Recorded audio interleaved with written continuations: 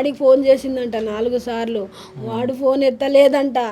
ఏ మనసులో ఏమనుకుందో, వాడు మాట్లాడాడో లేదో తెలియదు నాకు. నా బిడ్డ తెల్లారి 6:30కి ఆడ ఏలబడతా ఉందయ్యా, ఆడ ఏలబడతా ఉంది. నేనేం చెయ్యాలి ఇంకా? నా మొగుడికి చూస్తే ఏం మైండ్ లేదు. నేను ఎవరి కోసం బతకాలి? నా కొడుకు చూస్తే చిన్న పిల్లగాడు.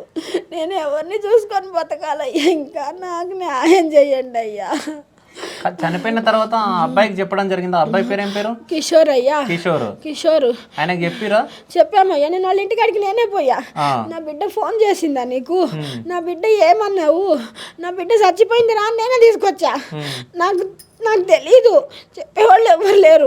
నా బిడ్డ చచ్చిపోయింది, ఎందుకు చచ్చిపోయింది రా అని తీసుకొచ్చా, కూర్చోబెట్టా. ఆయన కోపం మీద ఒక దెబ్బ కొడితే వెళ్ళిపోయాడు. వాడు వచ్చాడు.